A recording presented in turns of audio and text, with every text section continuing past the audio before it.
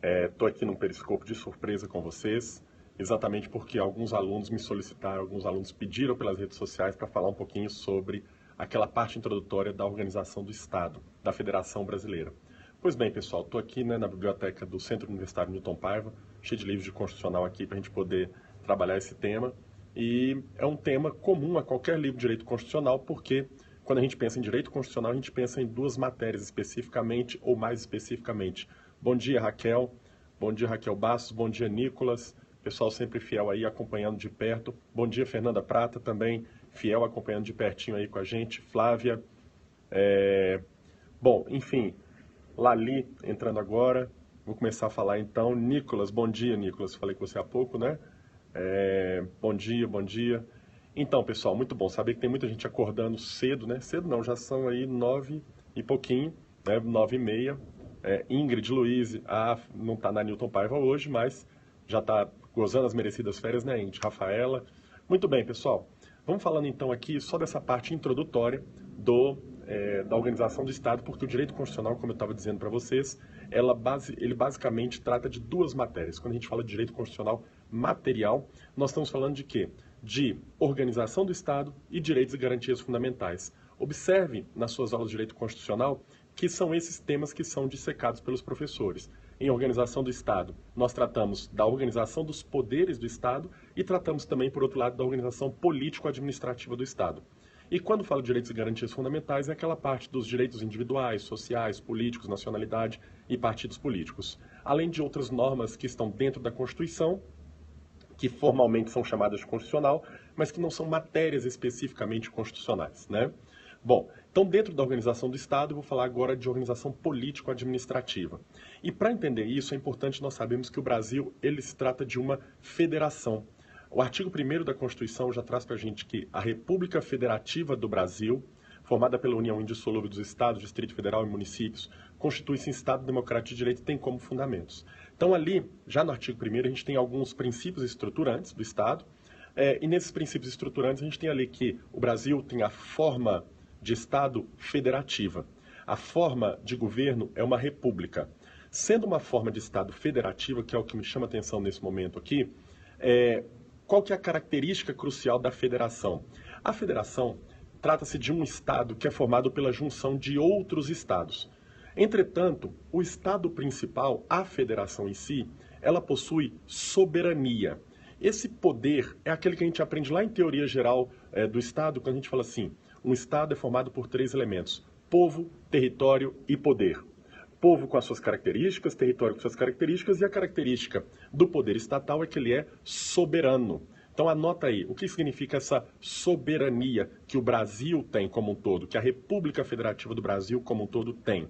Significa que no âmbito externo nós somos independentes, ou seja, o Brasil pode agir conforme melhor lhe convier, o Iraque pode agir conforme melhor lhe convier, a Síria, a Rússia, Estados Unidos, todo mundo pode agir conforme melhor lhe convier, cabendo saber que cada um arque com as suas consequências. Por exemplo, o Iraque, lá na época do Saddam Hussein, agiu conforme a sua soberania e sofreu consequências de retaliação mundial, tá? Então, a soberania externamente se caracteriza pela independência. Por exemplo, o Brasil não é mais dependente de Portugal. Era uma colônia e hoje é um país independente. E internamente, o que significa essa soberania? Essa soberania estatal significa a ideia não de independência, mas a ideia de supremacia. Ou seja, que dentro do Brasil valem as leis que o Brasil escolheu propor. Essas leis são comandadas por uma Constituição, e a Constituição da República Federativa do Brasil, por melhor que existam outras, eu particularmente sou apaixonado pela Constituição brasileira, mas por mais que digam que outras são melhores, que outros ordenamentos são melhores, não interessa. O que interessa é que dentro do Brasil vale o nosso ordenamento jurídico. Pois bem, essa ideia de soberania que o Brasil tem, que a República Federativa do Brasil tem. Por outro lado, os estados que compõem a federação, eles não têm soberania. Ou seja, eles têm um poder que é limitado pela própria Constituição. A partir do momento em que Minas Gerais, São Paulo, Rio de Janeiro compõem a Federação Brasileira, esses estados têm que se submeter à vontade da Constituição Federal. Ou seja, o poder que os Estados-membros têm não é de soberania, mas apenas um poder de autonomia. E qual que é a característica, quais são as características da autonomia? Para começar, a autonomia ela é limitada pela própria Constituição. E ela se expressa por 3 aspectos. Anotem aí. Anotem aí. Primeiro aspecto, a auto-organização ou normatização própria. Quer dizer, cada ente que tem autonomia, e no Brasil nós temos União, Estados, Distrito Federal e municípios, 4 entes, cada um desses entes, ele possui autonomia, que significa dizer, no âmbito da autonormatização, da auto-organização ou da normatização própria, quer dizer que cada um tem o poder de criar a sua própria Constituição e as leis locais. Ou seja, municípios têm lei orgânica e leis municipais. Estados têm Constituição estadual e leis estaduais. Por outro lado, o autogoverno significa dizer que cada ente federado é capaz de escolher os próprios representantes. Quero dizer assim, o município, ou no município, ou melhor, os cidadãos do município, para ser mais específico, são capazes de escolher os membros do executivo, prefeito e vice-prefeito, e os membros do legislativo, vereadores, por exemplo. E na autoadministração, significa o quê?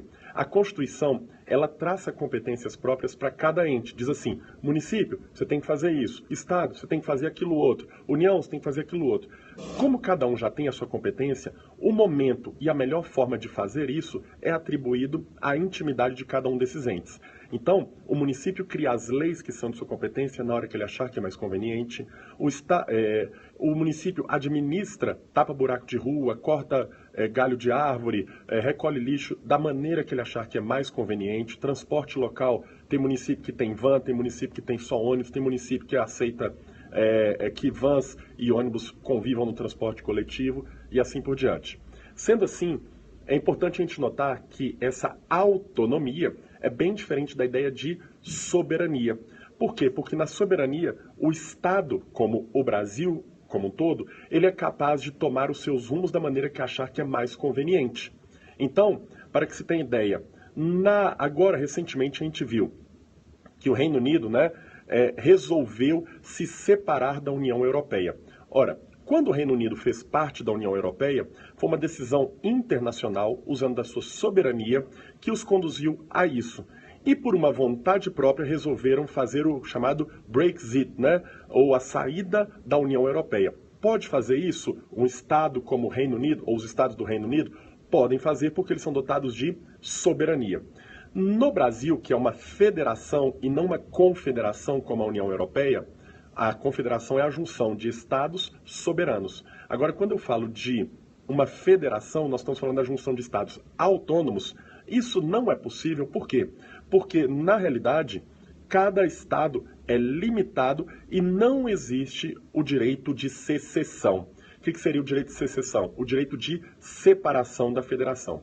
Assim, é que, distintamente do que acontece com os estados soberanos que podem adotar políticas internacionais da maneira que acharem que é mais conveniente, os estados membros de uma federação, os municípios, o Distrito Federal, não podem querer se separar. Por quê? Porque a indissolubilidade do vínculo é cláusula pétrea. Não pode, sequer por emenda constitucional, ser abolida da nossa federação. Ok? Bom, pessoal, era o recado que eu tinha para agora, para vocês, para a gente bater um papo a respeito de organização político-administrativa. Essa parte introdutória é muito importante, até para a gente compreender alguns eventos internacionais que estão acontecendo por aí, Exemplo do próprio Brexit e de outros movimentos que a gente tem notado, inclusive ainda nos países que pertenciam à antiga União Soviética, ok? Muito bom, leste europeu de maneira em geral. Muito bom, obrigado a vocês. Vou subir agora porque daqui a pouquinho tem uma prova para aplicar para os alunos aqui do Centro Universitário Newton Paiva. Compartilhem, mandem corações, mandem lá no Facebook avisando sobre essa aula. Até lá, um abraço pessoal.